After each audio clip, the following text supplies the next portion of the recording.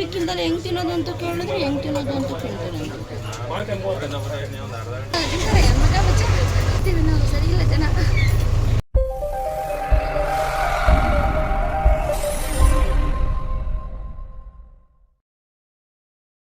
Hi ಸ್ವೀಟಾರ್ಟ್ ಸಿಕ್ಕಿದ್ರೆ ಎಲ್ಲರೂ. ನಾನಂತೂ ಸೂಪರ್ ಆಗಿದ್ದೀನಿ. ಇವತ್ತಿನ ವ್ಲಾಗ್ ಸ್ಟಾರ್ಟ್ ಮಾಡುವ. Let's go.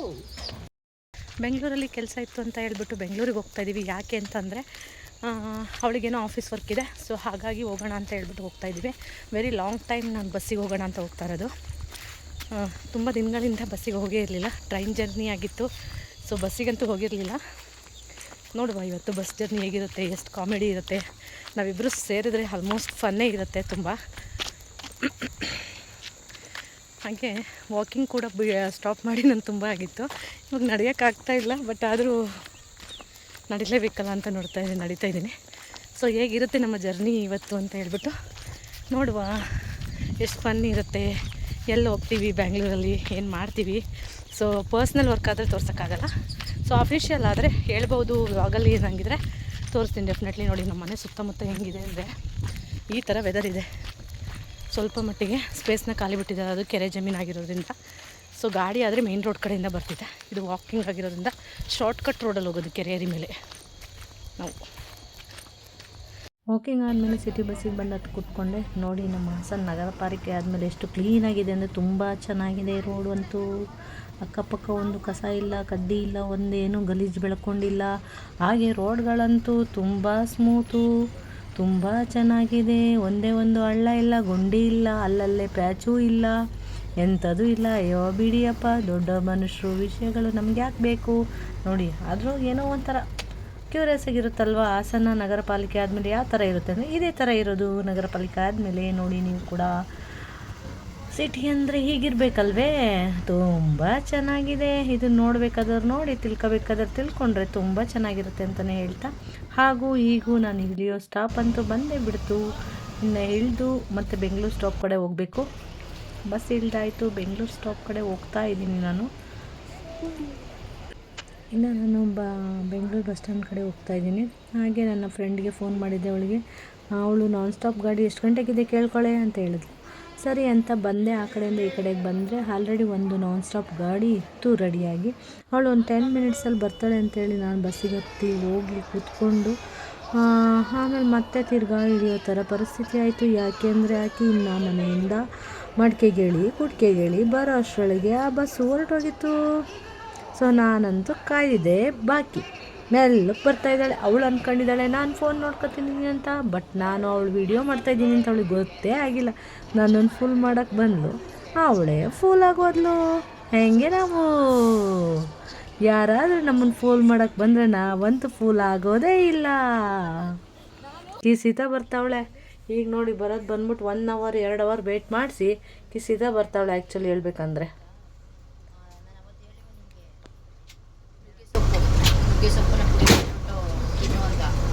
ನುಗ್ಗೆ ಸೊಪ್ಪು ಪುಡಿ ಮಾಡಿದ್ರೆ ನಿನಗೆ ನಾನು ವೀಡಿಯೋಸ್ ಕಳಿಸಿದ್ದು. ನಿನ್ನ ಹತ್ರ ವೀಡಿಯೋಸ್ ಇದ್ದರೆ ನನಗೆ ನೀನು ವೀಡಿಯೋಸ್ ಕಳಿಸಲ್ಲ ಮಾಡ್ಕೊಂಡು. ಇವಳು ಯಾವಾಗಲೂ ಹೀಗೆ ಮಾಡ್ತಾಳೆ. ವೀಡಿಯೋಸ್ನ ನನಗೆ ಕಳಿಸಲ್ಲ. ನನಗೇನು ಮಾಡ್ತಾಳೆ, ಕಟ್ ಮಾಡ್ಬಿಡ್ತಾಳೆ, ಅಲ್ಲೇ ಇಟ್ಬಿಡ್ತಾಳೆ. ಅದಕ್ಕೆ ನಾನೇ ಮಾಡ್ತಾಳೆ. ಅಯ್ಯ ಹೇಳಿ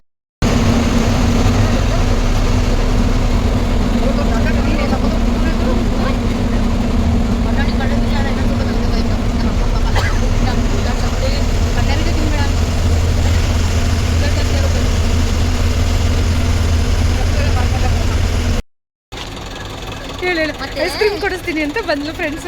ಬಸ್ಸಿಂದ ಇಳಿದ್ಮೇಲೆ ನೋಡಿ ಏನು ಮಾಡ್ತೀನಿ. ನಾನೇ ಹೇಳ್ತೀನಿ ಅಲ್ಲ ನೋಡಿ, ಎಲ್ಲೇ ನನ್ನಲ್ಲಿ ಬರೋದೇ ಇಲ್ಲ. 1 ಗಂಟೆ ಮಾಡುತ್ತೆ. ಅಲ್ಲ ಏನು ಗೊತ್ತಾ ವಿಷಯ, ಇದು ಬಸ್ ಸ್ಟಾಪು. ಇಲ್ಲಿ ಯಾವುದಿದೆ ಹೋಟ್ಲು, ಗುರುದರ್ಶನ್ ಹೋಟ್ಲ್ ಅಂತ ಹೇಳ್ಬಿಟ್ಟು ಏನೇ ತಗೊಂಡ್ರು 5 ರೂಪೀಸ್ 10 ರೂಪೀಸ್ ಎಕ್ಸ್ಟ್ರಾ ಅಂತೆ ಕನ್ಸ್ಯೂಮರ್ ಕೊಟ್ಕೋಬೇಕು ಅಲ್ವಾ. 50 ರೂಪಾಯಿ ಐಸ್ ಕ್ರೀಮಿಗೆ 5 ರೂಪಾಯಿ ಎಕ್ಸ್ಟ್ರಾ ಅಂದರೆ 55 ರೂಪಾಯಿ. ಅಲ್ಲ ನಮ್ಮ 10 ರೂಪಾಯಿ ಎಕ್ಸ್ಟ್ರಾ ಆಯಿತು. ಅದಕ್ಕೆ ತಿನ್ನಲಿಲ್ಲ, ವಾಪಸ್ ಬರ್ತಾ ಇದ್ದೀನಿ. ಅದೇನಾರಾಗಲಿ ಕೊಡಿಸ್ತೀನಿ ಅಂತೇಳಿ ವಾಪಸ್ ಕರ್ಕೊಂಡು ಬಂದಲ್ಲ. ಅದಕ್ಕೆ 5 ರೂಪಾಯಿ ಎಕ್ಸ್ಟ್ರಾ ಕೊಡಬೇಕು. ಅದಕ್ಕೆ ನಾನು ತಿನ್ನಲಿಲ್ಲ, ವಾಪಸ್ ಬರ್ತಾ ಇದ್ದೀನಿ ಅಂತ ಹೇಳ್ಬಿಟ್ಟು. 50 ರೂಪಾಯಿಂದ ಇರುತ್ತೆ ಅಂದರೆ ನಮಗೊಂದು 2-3 ರೂಪಾಯಿ ಕಡಿಮೆ ಅಂತೂ ಇದ್ದೇ ಇರುತ್ತೆ. ಅದರಲ್ಲಿ ಇವ್ರಿಗೆ ಇನ್ನೂ ಎಕ್ಸ್ಟ್ರಾ 5 ರೂಪಾಯಿ ಕೊಡಬೇಕು ಅಂದರೆ ಹೊಟ್ಟೆ ಹೋಗಿ ಅಲ್ವಾ, ಎಲ್ಲಿ ತಂದ್ಕೊಳ್ಳೋಣ. ಅದಕ್ಕೆ ತಿನ್ನೋಣ ಅಂತ ಹೋಗಿ ವಾಪಸ್ ಬಂದು ಆಫ್ಲೈನ್ ರೇಟ್ ಜಾಸ್ತಿ, ಆನ್ಲೈನಲ್ಲಿ ಕಮ್ಮಿ. ಯಾರು ಹೇಳಿದ್ದು? ಇಲ್ಲ ಇರುತ್ತೆ ಡಿಸ್ಕೌಂಟ್ ಜಾಸ್ತಿ. ಈಗ ನೋಡಿದ್ದು ಈ ಬ್ಯಾಗಿಗೆ ಆಫ್ಲೈನಲ್ಲಿ ಹೆಚ್ಚು ಕಡಿಮೆ 4,500 5,000 ರೂಪಾಯಿ ಇರುತ್ತೆ. ವ್ಯಾನ್ ನ್ಯೂಸನ್ನು ನೋಡಬೇಕಾದ್ರೆ ವ್ಯಾನ್ ನ್ಯೂಸನ್ ಇರೋದು. ಬಟ್ ಆನ್ಲೈನಲ್ಲಿ ನನಗಿದು 3,000 ರೂಪಾಯಿಗೆ ಸಿಕ್ಕಿತ್ತು. 3,250 ರೂಪಾಯಿ. ನಾನು ಅಮೆಝಾನಲ್ಲಿ 3,250 ರೂಪಾಯಿ. ಆಫ್ಲೈನಲ್ಲಾದರೆ 4,500 5,000 ರೂಪಾಯಿ ಆಗುತ್ತೆ. ಇದಕ್ಕೆ ಹ್ಯಾಂಡ್ ನ್ಯೂಸನ್ ಕೇಳಬೇಕು. ಅದಕ್ಕೆ ಆನ್ಲೈನಲ್ಲೇ ಪರ್ಚೇಸ್ ಮಾಡ್ತೀನಿ ನಾನು ಜಾಸ್ತಿ. ಫುಡ್ಡೂ ಅಷ್ಟೇನೆ, ಬ್ಲಿಂಕಿಟ್ಟಲ್ಲಿ ಮತ್ತು ಜಿಯೋ ಮಾರ್ಟಲ್ಲಿ ಕಡಿಮೆ ಇರೋಷ್ಟು. ಟೂತ್ ಪಿಕ್ಕಿಂದಲೇ ಹೆಂಗೆ ತಿನ್ನೋದು ಅಂತ ಕೇಳಿದ್ರೆ ಹೆಂಗೆ ತಿನ್ನೋದು ಅಂತ ಕೇಳ್ತೀನಿ.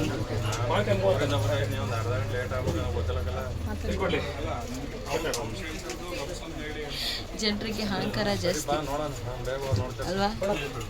ಇವನ ಹತ್ರ ಯಾರು ಸೇಲ್ ಮಾಡಿ ತೆಗ್ಬಿಡಿ, ಜಾಸ್ತಿ ಮಾತಾಡ್ತಾನೆ ಅಲ್ಲ. ತಿನ್ನೋದಕ್ಕೆ ಈಗ ಫಾರ್ ಎಕ್ಸಾಂಪಲ್ ಹೊರಗಡೆ ಯಾರಾದರೂ ತಿನ್ನೋದಕ್ಕೆ ಟೂತ್ ಪಿಕ್ ಅದನ್ನು ಕೇಳಿದೆ ನಾನು. ನಾವಿಲ್ಲಿ ಹೆಂಗೆ ತಿನ್ನೋಣ? ಕೈಯಲ್ಲಿ ಜಾಗಲ್ಲ, ಅವಾಗ ಎಲ್ಲಿ ತಗೊಳ್ಳೋಣ? ನೀರಿದೆಯಾ? ಜನ ಅರ್ಥ ಮಾಡ್ಕೋಬೇಕು. ಹೆಂಗೆ ತಿನ್ನೋದು ಅಂದರೆ ಕೈಯಲ್ಲಿ ತಿನ್ನೋದು ಅಂದರೆ ಕೈಯಲ್ಲಿ ತಿನ್ನೋದು ತಿಂತಾರೆ ಮಗ ಬಚ್ಚ.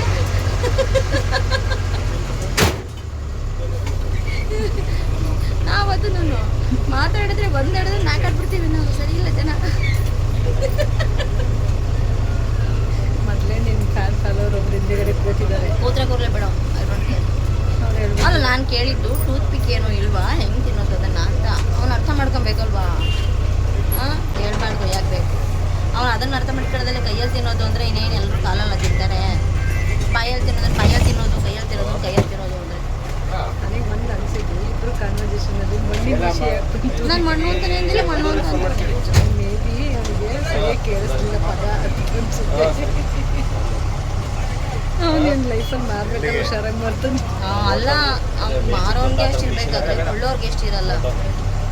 ನಾವೇನು ಕೊಡಲ್ವಾ? ಅಷ್ಟೊಂದು ರೂಢಾಗಿ ಮಾತಾಡ್ತಾನೆ ಅಂದರೆ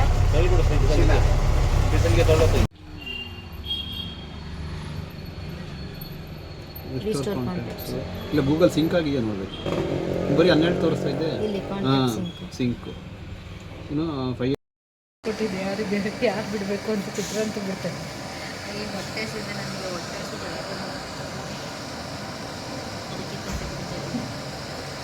ನಮ್ಮ ಡಯಟಲ್ಲಿ ಇದು ಕಾಫಿ ಬಿಟ್ಟಿದ್ದೆ. Very long time.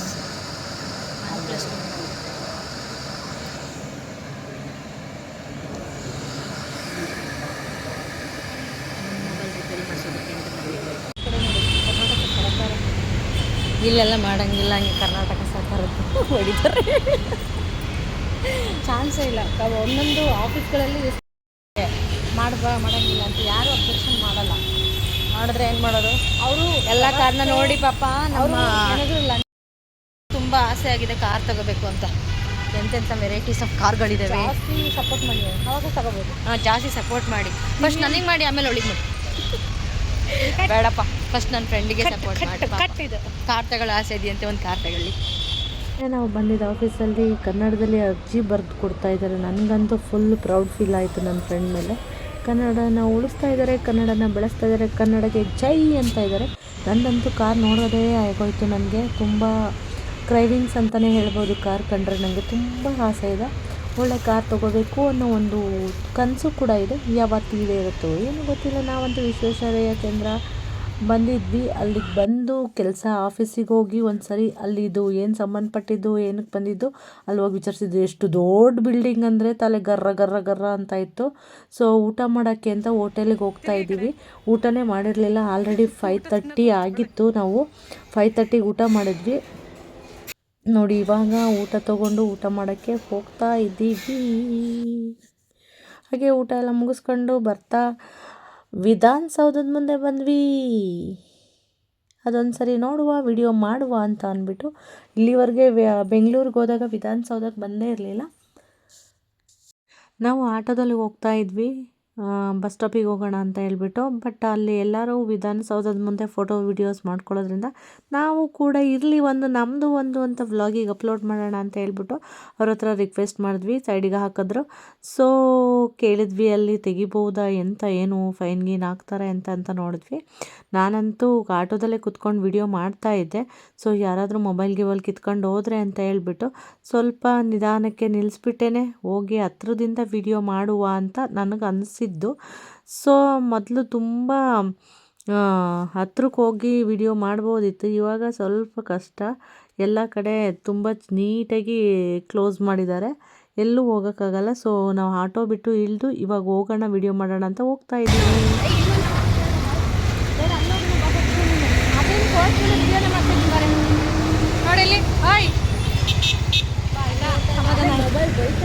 ಅದಕ್ಕೆ ನಾನು ತೆಗೆದಿದ್ದು ಯಾಕೆ ಸುಲ್ಕರ ಅಂತ.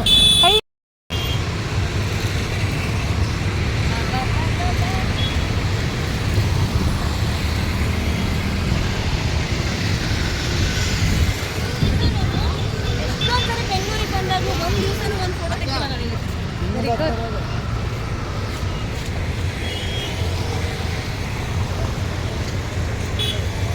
ಲಿಪ್ಸ್ಟಿಕ್ಕೆಲ್ಲ ಹೋಗೈತೆ. ಲಿಪ್ಸ್ಟಿಕ್ ಬ್ಯಾಗೊಳಗೆ ಲಿಪ್ಸ್ಟಿಕ್ ಹಚ್ಕೊಳ್ಳೋಣ. ಅದಕ್ಕೆ ಬ್ಯಾಗ್ ಹಚ್ಕೊಂಡು ಇಲ್ಲಿ ಫೋಟೋಸ್ ಇದು ಮಾಡ್ತಾರೆ ಗೊತ್ತಾ, ಫೋಟೋ ಶೂಟ್ ಮಾಡ್ತಾರೆ. ಇಷ್ಟು ಜನರು ಅಂದರೆ ವಿಧಾನಸೌಧದ ಮುಂದೆ ಹೋಗಿ ಮೇಕಪ್ ಮಾಡಿದ್ವಿ. ಅದು ಚೆನ್ನಾಗಿತ್ತು ಅನುಭವ. ಅವ್ನಿಗೆ ವಿಡಿಯೋ ಕಳಿಸಿದ್ರೆ ಒಡೆ ಬಿಡ್ತೀನಿ ಅಷ್ಟೇ. ಹೇಳಿದ್ದೀನಿ ಇವಾಗಲೇ ಕಳಿಸೋದು. ತುಂಬ ಜನ ಇದ್ದಾರೆ ಕಣೋ ಫ್ರಂಟಲ್ಲೇ. ಒಳಗಡೆ ಬಿಡಿ ಅನ್ಬೇಕಾಯ್ತು. ಇಲ್ಲೆಲ್ಲಿ ಮತ್ತೆ ರೋಡ್ ಕ್ರಾಸ್ ಮಾಡಕ್ಕೆ ನಾವು ಅಲ್ಲಿ 1 ಕಿಲೋಮೀಟರ್ ಆಚೆಗೆ ಹೋಗ್ಬೇಕು. ವರ್ಷದಲ್ಲಿ ಇದೇ ಫಸ್ಟ್ ಟೈಮು ನಾನು ವಿಧಾನಸೌಧ ಹತ್ರ ಅಂತ ಬಂದು ನಿಂತಿರೋದು. ನಾನು ಚಿಕ್ಕವಳು, ಯಾವಾಗ ಗೊತ್ತಾ, ಒಂದು 7 ವರ್ಷದ ಹುಡುಗಿ ಇರ್ಬೋದು, ಅವಾಗ ಒಂದು ಫೋಟೋ ತಗೊಂಡಿರೋದು ಇಲ್ಲಿ. ಅದಾದ್ಮೇಲೆ ಒಂದು ದಿನಾನೂ ಬಂದಿಲ್ಲ, ಇದೇ ಫಸ್ಟ್ ಟೈಮ್ ಬಂದಿದ್ದೀನಿ. ನಂಗೆ ತುಂಬ ಖುಷಿ ಆಗ್ತದೆ. ನಾನಂತೂ ತುಂಬ ಸರಿ ಬಂದಿದ್ದೀನಿ, ಬಟ್ ಫೋಟೋ ಅಂತೂ ತಗೊಂಡು. ಅವಳಿಲ್ಲೇ ಇದ್ದವಳಲ್ವಾ, ಅದಕ್ಕೆ ಬಂದಿರ್ತಾಳೆ. ಬಟ್ ನಾನು ಇಲ್ಲಿರ್ಲಿಲ್ಲ, ಒಳಗಡೆ ಎಲ್ಲ ಹೋಗಿದ್ದೀನಿ. ನಾನು ಇಲ್ಲಿರ್ಲಿಲ್ವಲ್ಲ, ಗೊತ್ತಿರೋರು ಕರ್ಕೊಂಡು ಹೋಗಿದ್ರು. ಸೊ ಹಾಗಾಗಿ ಒಳಗಡೆ ಮುಖ್ಯಮಂತ್ರಿಗಳು ಮುಖ್ಯಮಂತ್ರಿ ನೋಡೋಳಂತೆ. ಯಾವ ಮುಖ್ಯಮಂತ್ರಿ? 1947 ಮುಖ್ಯಮಂತ್ರಿ ನೋಡಿದಾಳೆ. ನಮ್ಮ ರೇಷ್ಮೆ ನೋಡ್ಕೊಳ್ಳಿ. ತುಂಬ ಸರಿ ಬಂದಿದ್ದೀನಿ ನಾನು. ನನಗೆ ಹೋದ್ರು ತುಂಬ ತುಂಬ ತುಂಬ ತುಂಬ ತುಂಬ ಎಮರ್ಜೆನ್ಸಿ ಮಾಡ್ತೀನಲ್ಲ, ನೆಮ್ಮದಿಯಾಗಿರಕ್ಕೆ ಬಿಡಲ್ಲ ಪ್ಲೀಸಾಗಿ. ಹೌದಾ? 5 ನಿಮಿಷಕ್ಕೆ 50 ಸರಿ ಫೋನ್ ಮಾಡ್ತಾಳೆ. 5 ನಿಮಿಷಕ್ಕೆ 50 ಸರಿ ಫೋನ್ ಅಲ್ಲ. ನಾವು ಏನು ಗೊತ್ತಾ, 50 ಸರಿ ಫೋನ್ ಮಾಡಲಿಲ್ಲ ಅಂದರೆ ನಾವು ಬಂದಿರೋ ಅಂಥದ್ದನ್ನ ನಾವು ರೀಚ್ ಮಾಡೋಕ್ಕಾಗಲ್ಲ. ನನ್ನನ್ನು ಮಾತ್ರ ಕ್ಯಾಪ್ಚರ್ ಮಾಡಲ್ಲ, ಇವಳು ಮಾತ್ರ ಇಟ್ಕೊಂತಾಳೆ. ನೀನು ಟ್ರಾಫಿಕ್ ಹಂಗಲ್ಲ, ನಾವು ಹೋಗ್ತಾ ಇದ್ದೀವಿ ಅಂತ ಒಂದು ಟ್ರಿಪ್ ವಿಡಿಯೋ ಮಾಡ್ತೀವಿ. ಇವಾಗ ಅಲೋಡ್ ಮಾಡ್ತಾರೆ, ಅವಾಗ ಫೋಟೋಸ್ ಇರಲಿಲ್ಲ. ಆ್ಯಕ್ಚುಲಿ ಅಲೋಡ್ ಮಾಡ್ತಾರೆ. ಎಷ್ಟು ಒಂದು ಫೋಟೋ ಇಲ್ಲೇ ಕೊಡ್ತಾರೆ. ಬೇಡ, ಟೈಮ್ ಆಗುತ್ತೆ. ನಾವೇ ಇಲ್ಲೇ ವಾಟ್ಸಪ್ಪಲ್ಲಿ ಹಾಕಿಸ್ಕೊಂಡು ಬರೀ ಬೇಕೇನೆ. ಬರೀ ನನ್ನ ಫೋನಲ್ಲಿ ಕ್ಯಾಮ್ರಾಕ್ಕಿಂತ ಕ್ಲಾರಿಟಿ ಇರುತ್ತೆ. ಅದು ಅಟ್ಲೀಸ್ಟ್ ಏನೇನಾರು ಬಬಲ್ಸು ಅದು ಇದು ಬರುತ್ತೆ. ಎಲ್ಲರಿಗೂ ವಿಧಾನಸೌಧದ ಪರಿಚಯ ಮಾಡಿಸಿದ್ದೀನಿ ಅಂತ ಅನ್ಕೊಂತೀನಿ. ವಿಧಾನಸೌಧ ಪರಿಚಯ ನಮಗೆಲ್ಲ ಮೊದಲೇ ಇದೆ ಅಂತ ಅವ್ರು ಹೇಳ್ತಾರೆ. ನಾನು ಮಾಡಿಸಿದ್ದೀನಿ. ಆ್ಯಕ್ಚುಲಿ ಇವಾಗ ಹೋಗ್ತಾ ಇದ್ದೀರಾ, ನಾವು ಆಲ್ರೆಡಿ ಹೋಗಿದ್ದೀವಿ ಅಂತ ಹೇಳ್ತಾರೆ. ಕೆಲವೊಬ್ಬರು ಹೋಗಿರಲ್ಲ. ಇವಾಗ ನೀವು ಹೋಗಿದ್ದಕ್ಕಂದ ನಾನು ಬೆಂಗಳೂರು ನೋಡಿದ್ದೀನಿ, ಬಟ್ ಯಾವತ್ತೂ ವಿಧಾನಸೌಧದ ಮುಂದೆ ಬಂದು ಒಂದು ಫೋಟೋಗೂ ಬಂದು ನಿಂತಿಲ್ಲ. ಮತ್ತೆ ಅದೇ ಮತ್ತೆ ನಾನು ಹೇಳಿದ್ದು ಅದೇ ಮತ್ತೆ ಏನೋ ಒಂಥರ ಸೂಪರ್ ಬಾ ಅಲ್ಲಿ ಬಂದಾಯ್ತು ಆಲ್ರೆಡಿ. ಅಲ್ಲಿಂದ ಆ ಕಡೆಗೆ ಹೋಗೋಣ. ಇದು ಮಾಡಿ ಯಾವ ಕಡೆ, ಈ ಕಡೆನೇ ಅನ್ಸುತ್ತೆ. ಬಾ. ಇನ್ನು ವಿಧಾನಸೌಧ ಮುಗಿಸಿ ನಾವು ಅವೆನ್ಯೂ ರೋಡಿಗೆ ಬಂದ್ವಿ. ಅವೆನ್ಯೂ ರೋಡಲ್ಲಿ ಏನಾದರೂ ಶಾಪಿಂಗ್ ಮಾಡೋಣ ಅಂತ ಕರ್ಕೊಂಡು ಬಂದ್ಲು ನನ್ನ ಫ್ರೆಂಡು. ಆದರೆ ಏನು ಮಾಡೋದು ಏನು ತಗೊಳ್ಳೋದು ಗೊತ್ತಿಲ್ಲ. ಬಟ್ ಜಾತ್ರೆ ಅಂತೂ ತುಂಬ ಜಾಸ್ತಿನೇ ಇತ್ತು.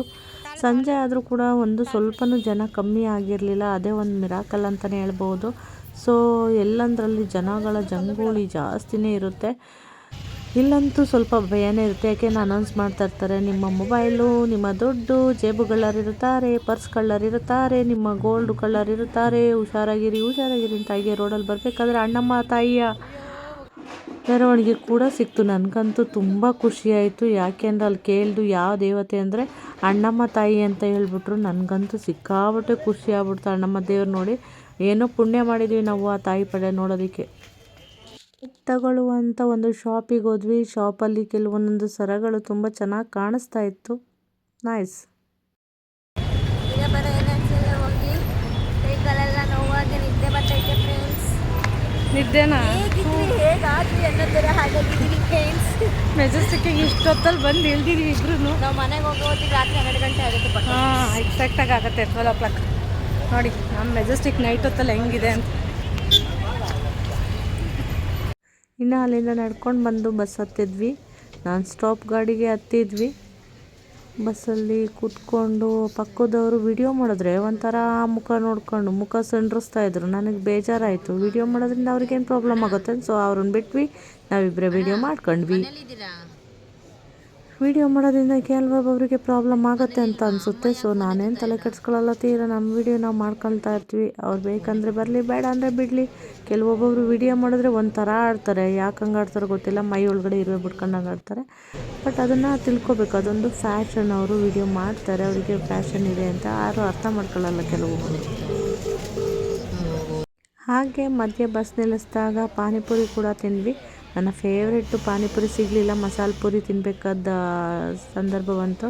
ನಂಗೆ ಹಶ್ವಾಗ್ತಿತ್ತು, ಜೊತೆಗೆ ಚಳಿ ಕೂಡ ಇತ್ತು. ಬಿಸಿ ಬಿಸಿ ತಿಂದಮೇಲೆ ಸ್ವಲ್ಪ ಹಸಿವು ಕಮ್ಮಿ ಆಯಿತು, ಚಳಿನೂ ಕಮ್ಮಿ ಆಯಿತು. ಏಕೆಂದರೆ ಬಿಸಿ ಬಾಡಿಯಲ್ಲಿ ಬಿದ್ದಾಗ ಚಳಿ ಒಂದು ಸ್ವಲ್ಪ ಕೋಲ್ಡ್ ಹೋಗುತ್ತೆ. ಸ್ವೆಟ್ರು ಬೇರೆ ಹಾಕ್ಕೊಳ್ಳಿಲ್ಲ. ಈಗ ವೆದರ್ ವಿಂಟರ್ ಸೀಸನ್ ಆಗಿರೋದ್ರಿಂದ ಸ್ವೆಟ್ರ್ ಇದ್ರೇ ಚೆಂದ. ಬಟ್ ನಾನು ಬೆಳಗ್ಗೆ ಸ್ವಲ್ಪ ಲೇಟಾಗಿ ಬಂದಿದ್ದರಿಂದ ಸ್ವೆಟರ್ ಆಗಲಿ ಜರ್ಕಿನ್ ಆಗಲಿ ಎಂಥದ್ದು ಹಾಕೋಬರಲಿಲ್ಲ. ಅದೇ ದೊಡ್ಡ ಪ್ರಾಬ್ಲಮ್ ಆಯಿತು. ಸೊ ತಿಂದು ಪಾನಿ ಇಸ್ಕೊಂಡು ಕುಡಿದ್ವಿ. ಅಲ್ಲಿ ನಮ್ಮ ಅಪೋಸಿಟ್ ಇರೋರು ಯಾಕೆ ಹಿಂಗೆ ತಿಂತಾಯಿದ್ದಾರೆ ಅಂತ ನಂಗೆ ಒಂದು ಕ್ಷಣ ನೋಡಿದ ತಕ್ಷಣ ಶಾಕ್ ಆಗೋಯ್ತು. ಗಬಗಬ ಗಾಬರಿಯಾಗಿ ತಿಂತಾಯಿದ್ರಪ್ಪ, ವಿಚಿತ್ರವಾಗಿ ತಿಂತಾಯಿದ್ರು. ನಂಗೆ ನೋಡಂತೂ ಆಶ್ಚರ್ಯನೇ ಆಗೋಯ್ತು. ಹಿಂಗೂ ತಿನ್ಬೋದಾ, ಹಿಂಗೂ ಇರುತ್ತಾ ಜೀವನ ಅಂತ ಹೇಳ್ಬಿಟ್ಟು ಹೆಂಗೆ ಆಡ್ತಿದ್ರು ಅಂದರೆ ಒಂಥರ.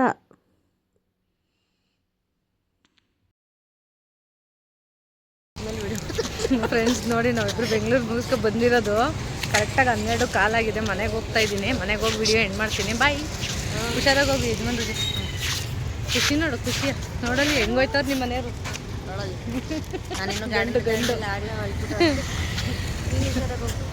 ಹೊರಡ್ಲ ನಾನು. ಫ್ರೆಂಡ್ಸ್, ಇನ್ನು ಬೆಂಗಳೂರು ಅಂದರೆ ಬಹಳ ಕಷ್ಟ ಹೋಗಿ ಬರೋದು ಅಂತಲೇ ಹೇಳ್ಬೋದು. ನಮಗೂ ಕೂಡ ಅದೇ ಕಷ್ಟ ಆಯಿತು. ಟ್ರಾಫಿಕ್ಕು ತುಂಬ. ಸೊ ತುಂಬ ಕಷ್ಟ ಆಯಿತು. ಹೋಗ್ಬಿಟ್ಟು ಬಂದ್ವಿ, ಅಂತೂ ಇಂತೂ ಹೋಗ್ಬಿಟ್ಟು ಬಂದಿದ್ದೀವಿ ನಾವು. ಸೊ ನನ್ನ ಜರ್ನಿ ವಿಡಿಯೋ ಫುಲ್ಲು ನೋಡ್ಕೊಂಡು ಬನ್ನಿ ಫ್ರೆಂಡ್ಸ್ ನೋಡಿ, ಬೆಳಗ್ಗೆ ಮನೆ ಬಿಟ್ಟಿದೆ. ಆ್ಯಕ್ಚುಲಿ ಇವಾಗ 12:45 ಆಗಿದೆ. ಮನೆಗೆ ಬರೋಷ್ಟರೊಳಗೆ ನಮ್ಮ ಬೆಂಗಳೂರಿನ ಜರ್ನಿ ಇವತ್ತು ಹೀಗಿತ್ತು. ಎಲ್ಲರಿಗೂ ಇಷ್ಟ ಆದರೆ ಲೈಕ್ ಮಾಡಿ, ಶೇರ್ ಮಾಡಿ, ಕಮೆಂಟ್ ಮಾಡಿ. ಹಾಗೆ ವಿಡಿಯೋ ಹೇಗೆ ಬಂದಿದೆ ಅಂತ ಕೂಡ ಹೇಳಿ. ನನ್ನ ಕಂಟೆಂಟ್ಗಳು ನಿಮ್ಗೆ ಇಷ್ಟ ಆಗ್ತಾ ಇದೆ ಅಂತ ಕಮೆಂಟ್ ಮೂಲಕ ತಿಳಿಸಿ ಫ್ರೆಂಡ್ಸ್. ಎಲ್ಲ ಸಪೋರ್ಟ್ ಮಾಡಿ ಅಂತ ಹೇಳ್ತಾ ಮತ್ತೆ ಮುಂದಿನ ವಿಡಿಯೋದಲ್ಲಿ ಸಿಗುವ ಅಂತ ಹೇಳ್ತಾ ಬಾಯ್. All take care.